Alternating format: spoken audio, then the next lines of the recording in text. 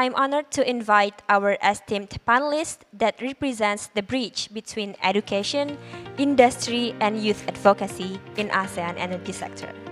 So please welcome Dr. Saraswathy Shamini Gunasekaran, Senior Lecturer of UNITEN, who brings the education and workforce development perspectives, ensuring that the next generation is well prepared for a just and inclusive energy transition. Please welcome Ms. Amira Bilqis, co-founder of Youth for Energy Southeast Asia, representing a youth-led movement in the energy sector. Ms. Leong, founder of the Youth for Energy Transition and Sustainability Network at PETRONAS, who has been at the forefront on engaging and empowering young professionals in Malaysia's energy industry. And we will also have Ms. Vera Upirova, who will be attend with us virtually because she is in Moscow right now. She is the Senior Manager of International Education Office, State Atomic Energy Cooperation, or Rosatom, who leads the initiative to expand access to high-tech education for next generation and energy professionals. So, Vera, can you hear me? Yes, good morning, dear colleagues. I can hear you well. Okay, so I will have a seat first. Thank you everyone for attending this panel. Hopefully we could have an insightful discussions, not only about youth engagement, but also industry and education, and how all the sectors could be collaborating together to achieve a just and inclusive energy transitions.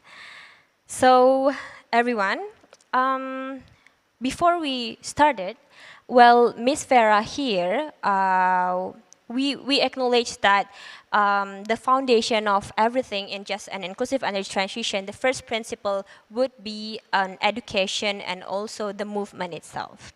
And as the energy landscape transforms, we have to prepare the workforce for new opportunities and challenges ahead. To begin this session, I would like to invite Ms. Vera to present about Rosatom's general approach to human resources development and educational system, especially of the topic of clean energy. So, Ms. Vera, the time is yours. Dear Indira, thank you very much. I hope that you can see my presentation, and I'd like to ask to move to the next slide, please. As you know, I represent Rosatom State Atomic Energy Corporation, and at the moment, we are proud to say that Russia is at the leading position at the international market of nuclear technology. We have over 80 years of experience in various areas related to uranium ore mining, constructing nuclear power plants, constructing unique research reactors, producing isotopes, and even the only nuclear fleet in the world is also operated by Rosatom. The next slide, please. Of course, we are very proud that we are realizing our projects not only in Russia, but also in other countries. And of course, we understand that success of any project develops on the people, on the highly qualified professionals involved at every stage of its realization, starting from the decision-making about nuclear power plant or any other nuclear facility, up to commissioning of the project and its decommissioning. The next slide, please. So Rosatom realizes a very wide range of various human resources development activities, starting from forming human resources development joint working groups with our partner countries, developing strategic plans for human resources development, and also providing scholarships, supporting academic exchanges and cross-university cooperation. The next slide, please. So Rosatom approach is based on the IAEA principles, and we offer a wide range of various opportunities to support and develop staff in 5 main categories, like operating personnel of nuclear power plants and research reactors, construction engineering personnel, nuclear infrastructure, young specialists and professors of the universities, and of course, scientific researchers. The next slide, please. So for the recent 15 years, Rosatom has developed a whole educational ecosystem that engages talents from the secondary school, colleges, universities, both in Russia and abroad. And also we have 2 Rosatom academies that provide a wide range of professional development and upskilling programs to avoid any gaps in knowledges of the existing personnel on the lifelong learning principle. The next slide, please. So we work with our partner universities, who are the key element of this ecosystem in 4 main directions. First, we teach international students from all over the world at the Russian universities in nuclear and related areas. I must say that all the students do it free of charge because we provide the Russian government scholarships for them. And at the moment, there are over 2,000 international students doing their degree in nuclear in Russia. Also, we understand that it's impossible to transfer the technology without the education. So we really support cross-university cooperation between Russian and overseas universities through joint academic programs and opening branch campuses of our partner universities in other countries. Also, as I've said already, we provide wide range of professional development and upskilling programs and support international networking. Also, recently, Rosatom initiated a new, very ambitious project called Obninsk Tech. This is the project aimed to integrate the best practices and the best academic programs in nuclear and related areas provided by the Russian universities. And it's called Obninsk Tech due to the city where the first nuclear power plant is located. The next slide, please. So, all the educational programs are practically oriented. We understand this is very important because the future professionals need to know the equipment they're going to work with when they're back home. Either this is nuclear power plant or the research reactor. So all the international students do their practical trainings at Rosatom training centers and enterprises. The next slide, please. And talking about overcoming the gaps in knowledge of the existing personnel, we provide a wide range of professional development programs, not only in technological aspects of nuclear technology, but also providing methodological support to the university faculty members for them to be able to develop new academic programs in their home universities in their home countries. The next slide, please. So, thank you very much, dear colleagues, for your attention. This is briefly about the Rosatom approach to human resources development, capacity building, and supporting talents from the very young age. And good morning again from very early morning Moscow. And I would be happy to reply any of your questions. Thank you very much. Thank you, Ms. Farah, for your wonderful presentations. So just to let everyone know, it's 4 a.m. Yeah, 4 a.m.-ish right there in Moscow. And thank you very much, Ms. Farah, for your time and efforts to talk within this session. And I just want to notify that maybe Ms. Farah needs to leaving us earlier today. And we're really grateful that you can join despite of all the time difference. And thank you so much. Appreciate your effort and perspectives. Thank you, Vera. So let's continue the conversation with our panelists here on the stage. And as Ms. Vera highlighted just now, that inside of trainings to shape a better qualified human resources, education is also important to be the principle of a just and inclusive energy transition. So, Dr. Saraswathy, how is UNITEN efforts in shaping and also training to support a better qualified human resources, especially in education and academic sector, as an approach to a just and inclusive energy transition. Thank you very much, Indira. You know, normally, my usual practice is I will normally be the moderator and I'll be asking questions to the list of panelists. So this time around, it's a different ball game altogether. It's really nice to ask questions, yeah? Okay, coming back to the topic of discussion. Now, I think we are in an era where we are rushing and we need to actually move towards net zero emission in less than 25 years. Malaysia and all the ASEAN region are working together towards this initiative. Now, one of the key enabler to move towards this direction would be the people, right? So apart from technology, apart from infrastructure, people play an important role in this overall energy transition ecosystem.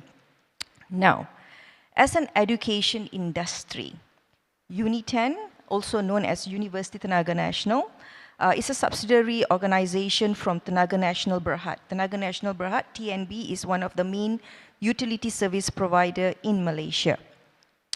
So what we do is, our mission is basically to leverage education and training to ensure that the young generation that we produce meets the demand of energy transition of the nation. Now, how do we go about doing this? There's a few ways that we have actually looked into. The first and foremost,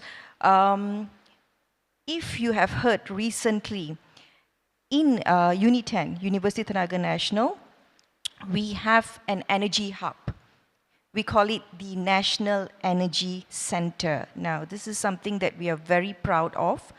So the National Energy Center hosts or places about 7 research institutes within its building. And these research institutes varies across different expertise. So we have what we call the Power Engineering Research Institute, Sustainability Research Institute, Energy Informatics Research Institute, Institute of Energy Policy, Nuclear Energy Research Institute. So various research institutes we have in this National Energy Center. Now, what do we do here? So one of the main things that we try to provide for our students, for our young graduates, is to bring them along in latest advancement in energy-related research. So what we do here is we bring them together with all the research work that are being conducted in the research institutes. And we work very closely with Tenaga Nasional Berhad. So you see a lot of projects that talks about the smart grid ecosystem. We talk about hydrogen technology. We talk about BESS, the battery energy storage system. So students get hand-on practice when it comes to energy-related research work. So this is one of the initiatives that we have actually taken to bring the students to meet the demand of the energy industry, right? Now, next, what we have also done is we looked into our curriculum and we have actually designed modules to support the need for green talent. So 2 major programs that we have actually introduced so far is Diploma in Renewable Energy Technologies. Now, this is where we actually conduct work-based learning modules where students, partial of their academic experience would be having hands-on industry experience, right? So this is where we introduce them to solar technology, we introduce them to carbon credits calculation and things like that. And the other postgraduate program that we have at UNITEN is Masters in Energy Management. So this is very, very in line with the energy transition roadmap that Malaysia has, whereby we follow the new Energy Efficiency and Conservation Act 2024, where we bring in all those policies in this module. We introduce them to all these policies in this particular module. Now, apart from that, we also believe that existing talent, the current workforce, would require upskilling and reskilling. Now, for this purpose, we have worked very closely with Tenaga Nasional Berhad. We came up with the Energy Transition Academy, right?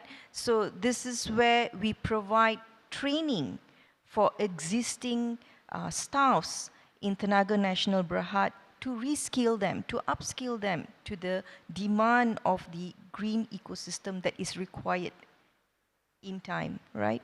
So these are some of the things that we have been working continuously at Universiti Tenaga Nasional. And I would say that with regards to all these efforts, I think we always believe that it's very important to empower our youth, right? How do we empower our youth? We bring them along with our innovation strategy.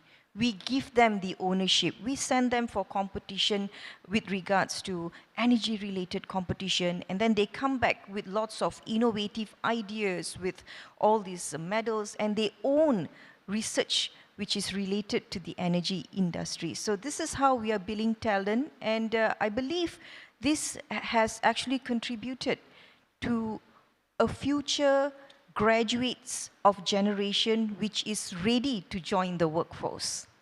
So I hope I've answered the question. Yes, Yeah. completely. You answer it super complete, and I could take that there are three main aspects that UNITEN has been doing. The first one is to provide the platform, the center itself for renewable energy. The second one, from the root, the educational route, you shape the curriculum that is focusing on renewable energy and also carbon accounting. That is aligned with the national policies that will prepare them to have better consideration in shaping the future of renewable energy. And the third is also the support in skill, which UNITEN also provides training and also youth enforcement so that they will be more qualified whenever they graduate from the university to compete with others and also present the good quality of human resource, I could say, that could compete globally. So that's a point. I mean, that's really important how UNITEN structured and also consider all aspects to improve one personality of each student. Thank you very much, Dr. Indra, just to add a little bit more, because I would like to also touch on the term inclusivity. Now, most of our programs at the university, you could actually see a huge number of population of women, yeah, taking up all these energy-related programs. So that is something that we are very proud of. Apart from that, we also go the extra mile where we bring in students from the indigenous community. We provide them with scholarship and we provide them with the necessary education where they can actually be future energy, renewable energy engineers and things like that. So that's just to add a little bit on the topic on inclusivity. Thanks. Thank you, Dr. Saraswathy. So, as she discussed earlier, that education is also the base principle of all this just and inclusive energy thing.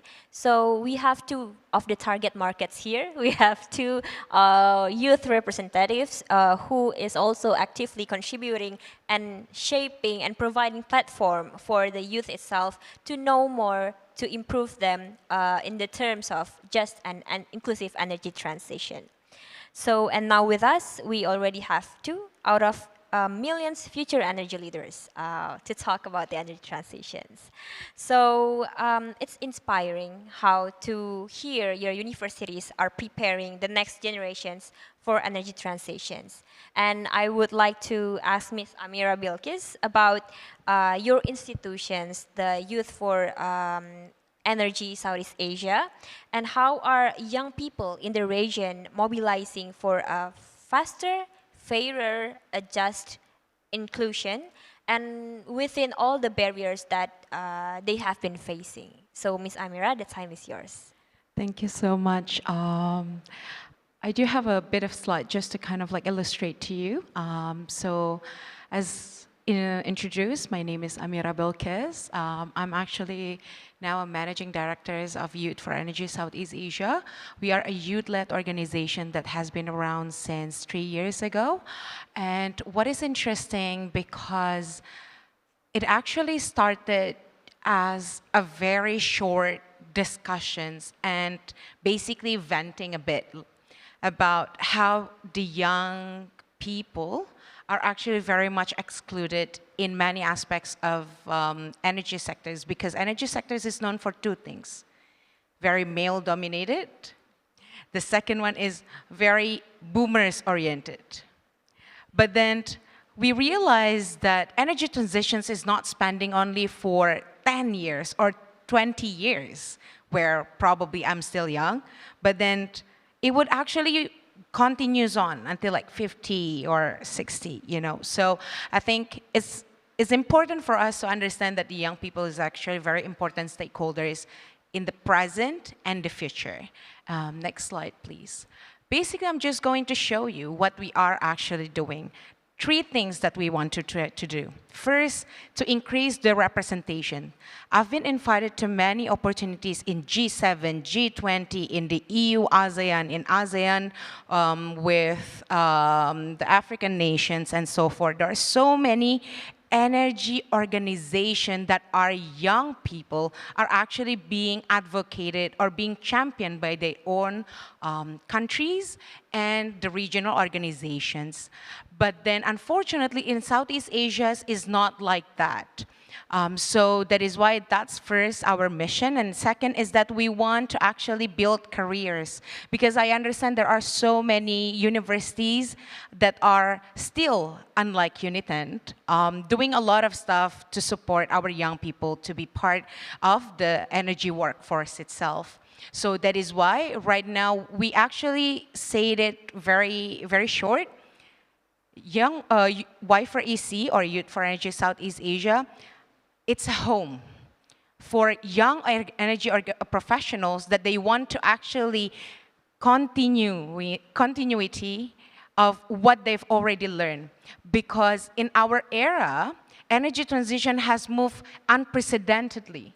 It's so different because right now, many technologies are being introduced, many positions that are previously none in the sectors are actually just come in place in our era. So I think to bridge that gap, meeting the young students that wanted to actually join energy sectors, and for us young energy professionals that already in the middle management or officers, we can actually share our insights as well with them.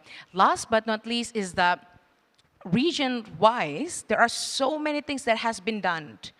But then, unfortunately, in Southeast Asia, there is no implementation or whatsoever or involvement. That is why for us, the first thing to collaborate and amplify the existing actions rather than inventing something that is very new. Because taking the best practices and complement it and contextualize it in our region, I think that's the most important one for us. So that's the 3 missions that we want to do. Now, after 3 years, turns out what started as a simple conversation here in Kuala Lumpur 3 years ago with me and my partner, Jitsai Santaputra, who happened at the time to be the C4All ambassador for Southeast Asia, voice out our concerns, and that 5 minutes talk actually now has grown into more than 700 young people, young energy professionals that has been actually engaged with us. We've already worked alongside with many core team members. Last but not least, out of many capacity building that we did, we finally first organized the first Southeast Asia Youth Energy Forum just last weekend. That actually a testament why Y4EC wanted to bring closer energy sectors party, which is now the AMM, the ABF, the ACs, to actually also have an extended arm, that there is a platform like SAIEF for us to show that is actually not only a barriers of access to the policymakers, but also a platform for us to think that young people actually have the potentials. It's just that us not being have an engagement with those that are actually making a decision. Thank you. Thank you, Amira, for highlighting that youth advocacy is also the main focus of your organizations. And I think all organizations in ASEAN, intragovernmental or governmental organizations also has been starting to consider youth participations in their programs so that the bridge were slowly established after, and I'm sure it is also for your contribution from the simple conversations who started all to building the bridge within the just and inclusive energy transition, especially for youth. Okay, so thank you very much, Amira, for your introduction about the organizations and how you shape the youth in ASEAN region. So next we have Ms. Sin Leong from YesNet PETRONAS. So from a youth perspective also, how is PETRONAS, through initiatives like YesNet, empowering young professionals with the skills and opportunities to lead this rapidly changing energy future? Or maybe you could start to introduce first, YesNet for introduction for our participant. Thanks, Indira. So I think maybe a quick introduction, because I didn't prepare a slide. YesNet stands for Youth for Energy Transition and Sustainability Network. So I think before I answer your question, Indira, I would like to share with everyone a story that happened just a few days ago during AEBF. So, over the AEBF lunch, I had, we were chatting with other delegates and also like the speakers. So on the table, so they asked me this question. So you represent the youth, so what exactly does the youth do in this whole energy transition talk? And I think that really got me rethinking, why do we start YesNet, right? So what is the core that, what are we doing, right? And that brings me back, like, what's the intention and the purpose of us establishing YesNet? And I think like what Amira said, I think it's really meaningful because you can see across a lot of international dialogue or regional dialogue, right? So for example, COP and all that, you can see a lot of the discussion was actually led by the decision makers, policy makers, or the industry veterans and all that, but rarely by youth, right? So I think that really that kind of gap matters, and that is where we're trying to address the gap to actually by establishing YesNet. And how is that? You can see, for me personally, I have been joining different NGO and climate efforts as well on the ground, so from a grassroots perspective, right? And I do notice over the years that it's always in this whole energy transition talk, it should always coming from let's say from the NGO side, like we demand for more, that we want them to do this. We want to see the government to do this. We want to see the companies to do this, right? So that's very common. And you can see from the policymaker side, it's like, okay, there's a lot of constraints. We need to have more public and private partnership, for example. So every action parties have different asks and also the needs. So, and that is where I see me coming from the corporate, we can see it differently as well, right? For something to push for the agenda like this big, right? Especially to address energy transition, this complex issue that concerns everyone, like regional, international, across the borders, right? It's not something that can be done alone. And that is where I feel like from corporates and business, you have the decades of experience in the industry. You see how things done differently, right? You represent a different kind of ways of working. How can we try to push and accelerate some kind of agenda, like energy transition? And that is where we actually try to address. And by establishing YesNet, this is where we try to actually have people that coming from the business, from the corporates, right? Not just from PETRONAS, but for other big companies in Malaysia or like other Asian countries. And also like from the government, for example, how about the youth perspective from the ministers of the governments in Malaysia? and all that. So we try to bring in different perspectives and try to create this network where we can share with each other. So what do you think in this topic, in this issue? How do you feel? How do you can see like how we can contribute and help to solve the problem together? And this is where I think the beauty of YesNet is we pull together, like we gather people from different backgrounds and try to have an open discussion and see how we can help each other to accelerate this agenda. So coming back to your question, Indira. So how does actually PETRONAS in this kind of initiative like YesNet can help youth to actually accelerate this agenda? I think that boils into two parts. So number one is the opportunity to learn and lead. I think, and the second, I'll cut later. So youth, we are still young, right? So like when you compare to oil and gas energy or like other industry in the energy transition, they have decades of experience and ways of working, right? So we do not know everything.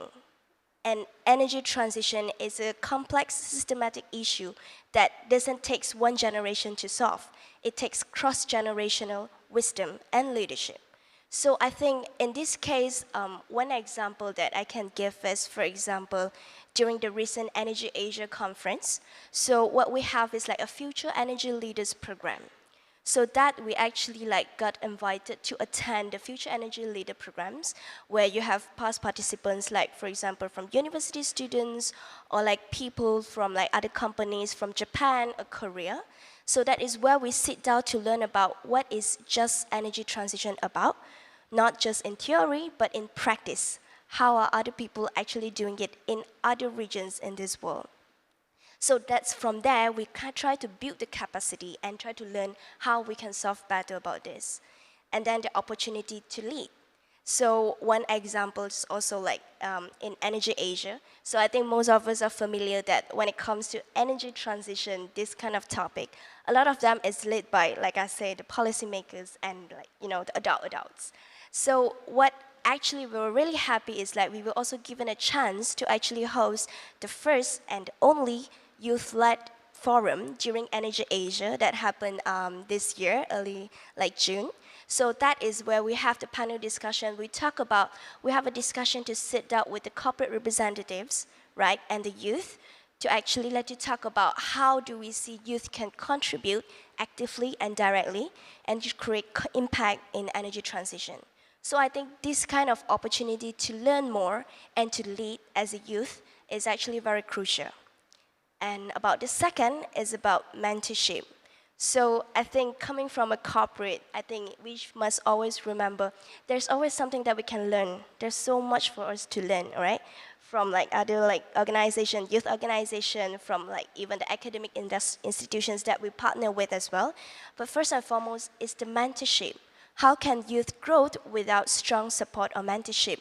Right? So I think this is the years of experience of sharing that help us to see better and help us to see how we can shape the energy transition journey and narration. So I hope that answers the question.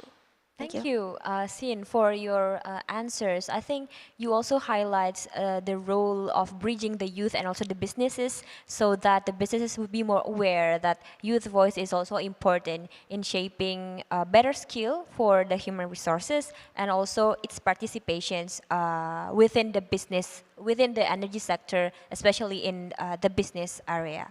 So as we're talking about the programs, your own programs, and how you have been involving in these trainings, workshops in your organizations. Maybe starting with Dr. Saraswathy, what kind of partnerships that could be happen between the academia, industry, government, and also the youth itself that are most critical to creating a future-ready low-carbon workforce in ASEAN? Thank you, Indra. Thank you so much for the question. But before that, sitting around the youths make me feel very young. and it's so nice to see how impactful your inputs are. So I think we are moving in the right direction. You can see the youths here with us today, two these beautiful ladies who are talking about how their initiative is changing the whole landmark of energy transition. Now, addressing that, we must understand that preparing future-ready, low-carbon workforce is not a task for a single institution, right? Everyone has to play a role. We call it the tri-helix collaboration. This is where you see the government organization, you see the industry, and you see the academia coming together to work together to assist in this seamless transition, right? So how do you see that in the academic world? How do you see the academic industry partnership? Now, let me share with you what we do in UNITEN. Now, all the programs that we develop in Universiti Tenaga Nasional, we also call the National Energy University. So all the programs that we design at UNITEN, we appoint an adjunct professor. An adjunct professor is a representative from the industry with a specific skill or subject matter expert. So we appoint an adjunct professor, or we also have a few groups of industry advisory experts who comes in, who gives in ideas, suggestions, and inputs on what the module should be about, whether it's supposed to be following the needs and skills and requirements of the industry or not. So this is one of the things that we do with all the modules that we develop in UNITEN. Now, apart from that, on an annual basis, what we do a review of our program. During the review process, we also invite our industry advisory panels and our adjunct professors to come in to see if we have actually meet the requirement of our industry needs. This is where we are trying to reduce the gap between our graduates so that they are ready to join the workforce with regards to the demand of the energy transition needs in the industry itself, right? So this is one of the things that we actually work on. Now, apart from all this, of course, we also have to talk about the academia and government relationship.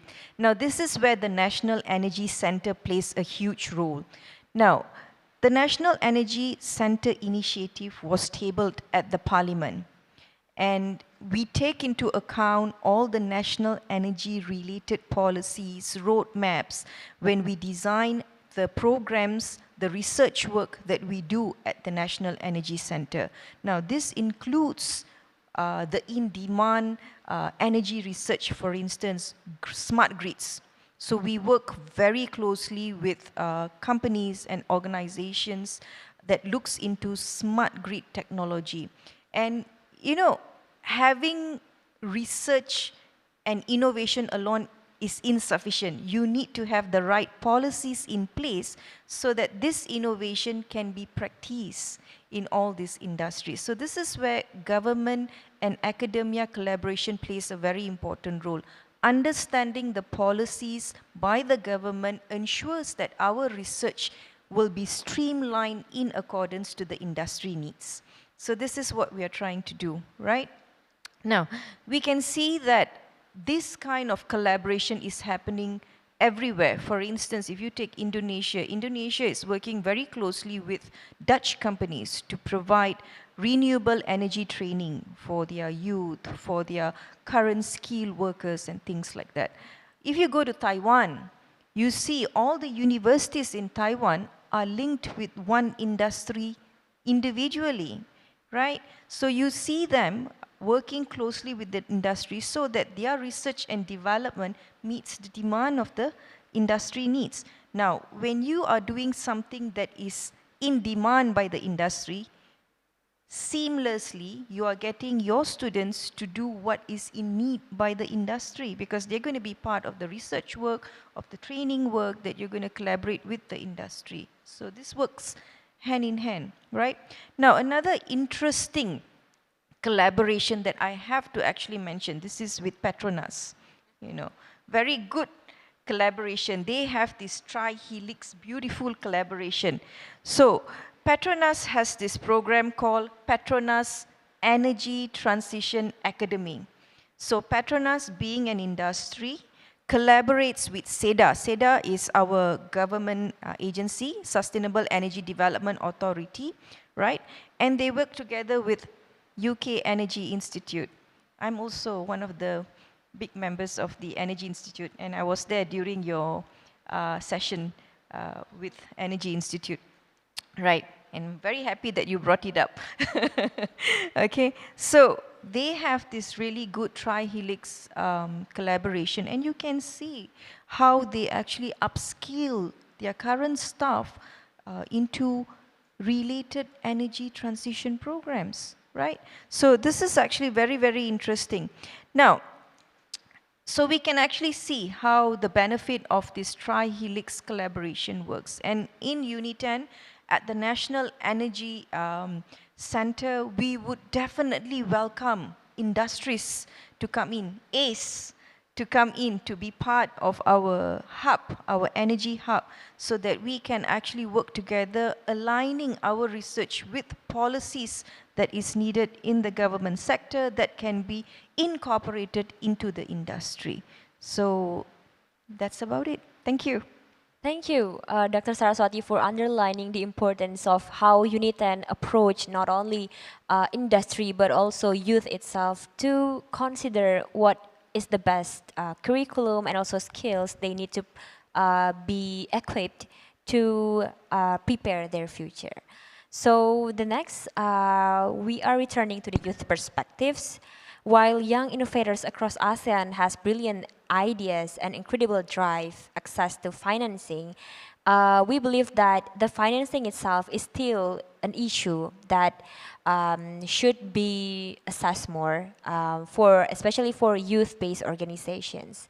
So Amira, from your extensive experience, what mechanism or partnership could access or accessed by youth across the ASEAN so that their needs can be fulfilled and also their skills could be fulfilled further? Cool. Thank you so much.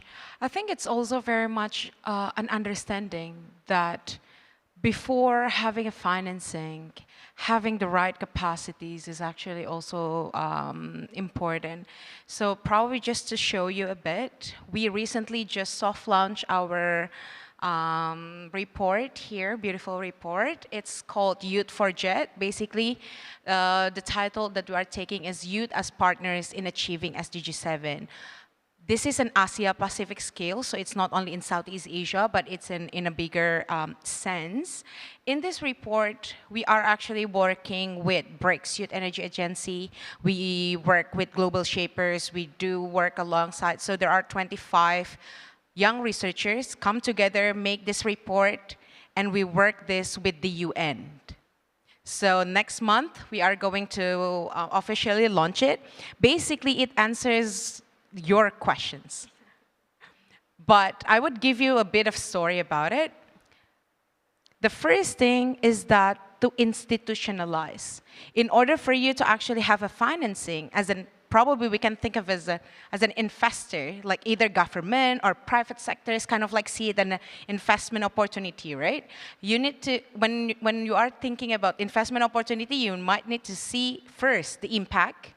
Of course, you might want to see the monitoring and whether it's actually kind of like a continuous cycle and whether you are actually getting the return of investment, right? It's also the same with investing in our young people. And in order to have that, the first thing that we must do is try to institutionalize the young platforms. Because in order for you to give the money, there should be some sets of rules, institutions that are actually going to carry out the deed. Second is that you need to build the capacities. So many young people, innovators, competitions we've already tried to assess. most of them just end it after they are being awarded as the winners. Okay, your ideas is very important. Your ideas is very good. You are the winner. But that's it for young innovators. And on the other side of spectrum as well, if young people want to advocate policies, they always kind of like, okay, basically it's just writing a letter to policymakers or decision makers that, oh yeah, this is what we want, but there is nothing afterwards. And that is why Southeast Asia Youth Energy Forum, where we are organizing the event last weekend, try to be that platform.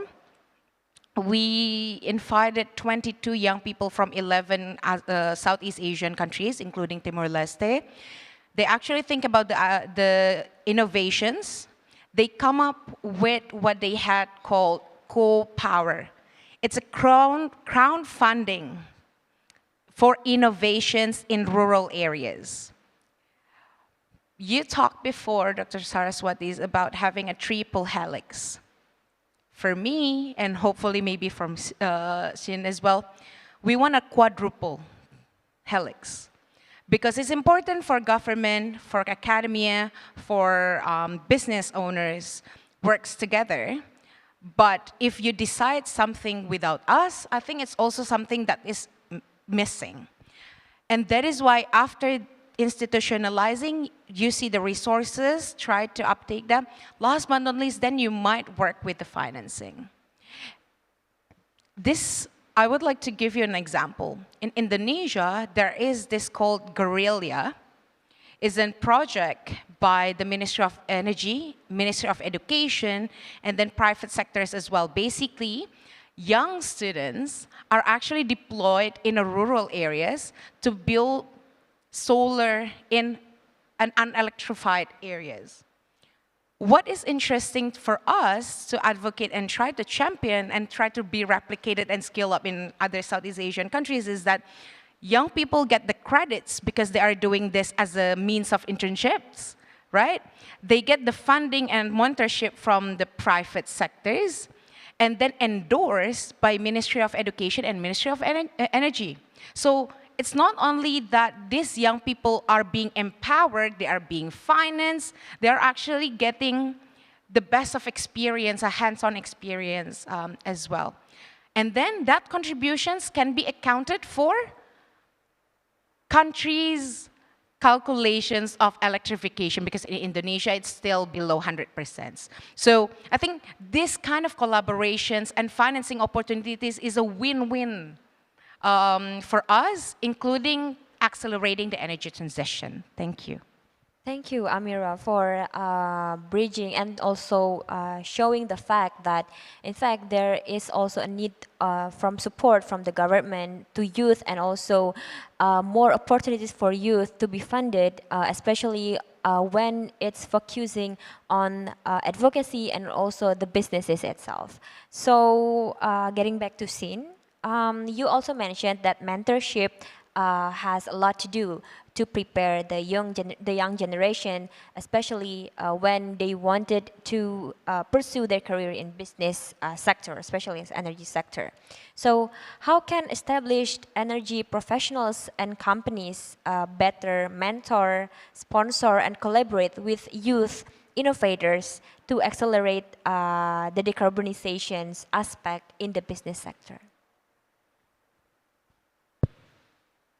I think that's a powerful question.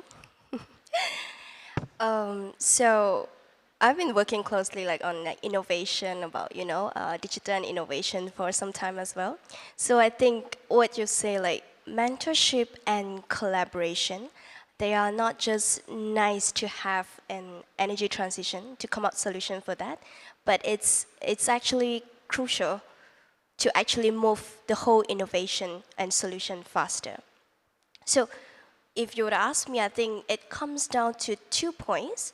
The two shift in mindset and the mindset as well as in practice. So number one, the first shift in mindset is moving from mentorship to co-creation. So we talk a lot about mentorship.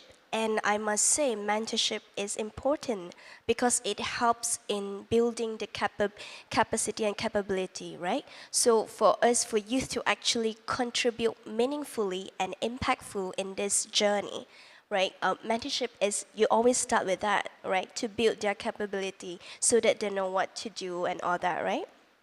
But then moving forward, like you can't hand guide them, like hand hold them forever, right? And the energy transition problem, like you don't know when we're gonna solve it, right? So it's like maybe like there will be time that you have to, like the next generation also need to stand up to actually work on that, to come up with, is there any innovative solutions that can combat or to help in decarbonizing journey, right? So in that case, I feel like co-creation is the way to go. So that comes into different forms where, you know, like how can we include the youth together to creating and developing the solutions together. So that's what I mean by co-creation. So drawing from some of my experience before, I do feel like sometimes when we say like, if someone, the party to say like we're gonna lead on something, a solution, right? But others is just like, oh, can you help me on this and this? It doesn't really work, right? We need to actually sit down together and say, what's your view? What's your pain point? And how can we actually better solve your need, right? So that together, the co-creation process is gonna create a solution that can actually cater to different needs, right? So that's number one. And number second, I think it's also important is the shift in practice. So when we talk about shift in practice, how it's like a lot of this kind of complex issue, right? It requires systematic thinking, right? So I think the important is we can't do things in silo. So we need to create an ecosystems that is big enough, inclusive enough, to have both men and women, the older, the younger generations, the people from the academic, from the grassroots, and from the business, everyone. Create an ecosystem. So it's kind of like you create a safe space for the youth as a testing ground. So for them to see like, oh, I have an ideas. This is a new generation problem. I have a new thinking and see, hey, maybe we can do this, right? So for example, hydroelectricity. Like instead of building big dams, right? Hey, maybe like I'm an engineering student. So I was talking with other youth and I actually got inspired. So saying like, hey, instead of building like big dams, but we can also do like deploy some micro hydro dam in the river, and that might work, and that can reduce the environmental impact as well. So there are a lot of ideas, right? And that is actually one of the strengths of youth. And I think hence the ecosystem, it's important to actually give them a testing ground to test the ideas and see if that works, right? So I think these two shifts to me is actually the most crucial part, and that should better help the youth in creating the solution for decarbonization. Thank you. Thank you, Sin, for your question. So as we are approaching the time itself, so I would like to ask each of you the final questions. So I would like to ask each of you to share one sentence that you believe is most powerful action in the next 2 years to ensure ASEAN's energy transitions is not just green, but also inclusive, fair, and youth-driven. Maybe Sin would like to go first. Okay. So for me, I think never forget that youth, we carry weight as well, the power of your voice. So don't be afraid to speak up. When you speak up, people to know, then can finally see what you think, your view, your worth. And that is where I feel like I should encourage everyone, like the youth, to actually speak up. Okay, thank you, Sin. Maybe Amira next. Okay. More than a sentence, I think a short paragraph. A poet. Not really, because the new APAEC until 2030 has actually taken the first time theme of just and inclusive energy transitions, and I think it's very much important as an approach. And I see the new target as well. The renewable energy, just to see my cheat sheet, 30% in renewable energy in TPS, 45% in installed capacity and 40% reductions for the energy efficiencies. See that as a really, really high and ambitious, which is something that we appreciate. But at the same time, that's also the time where policymakers, business, and then academy to rethink the approach of energy transitions, to see young people as your biggest ally. We are not going to be here marching if you are actually doing something right, basically. So because the most disadvantages generations would be my generations, my kids' generations, my granddaughter's generations of the inactions of today. So see us as partners, see us as your biggest ally, because we want to contribute as part of the solutions. Thank you, Amira. Such a thoughtful paragraph you said. And we can go to Dr. Saraswathy, please. Yeah, I hear you, Amira. And I also hear you, Shin, right? So I think if I have one statement that I would like to share with everyone here today is, I would like to take up this quote. This is a Malaysian quote. Bersatu teguh, bercerai roboh. What it means is together we stand, divided we fall. So the idea here is at the end of the day, unity. Now I'm no longer going to say trihelix. I'm going to quote you, Amira. It's going to be quadruple helix, where we're going to have to work together with the industry, the academia, the government, yes, the civil society, as Amira and Sin, whatever that you all are doing, very good work. And we have to work together. We have to work together to ensure that we come up with this unity blueprint to produce low carbon workforce. Thank you. All right, thank you. I guess we have to give a round of applause for our panelists here. And thank you very much for all of our panelists for sharing their inspiring insights on this panel, Workforce Transformation and Youth Participations in ASEAN's Just and Inclusive Energy Transitions.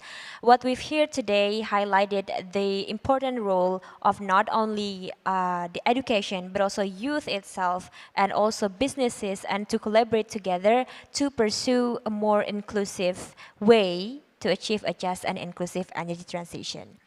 And that brings us to the end of the session. I think we're quite on time right now. And thank you everyone for your kind contribution and also efforts in discussing on this topic. So please, you can go back to your seat, and thank you very much.